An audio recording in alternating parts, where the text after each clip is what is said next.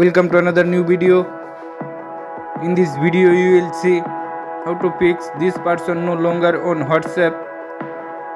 Please follow complete the process.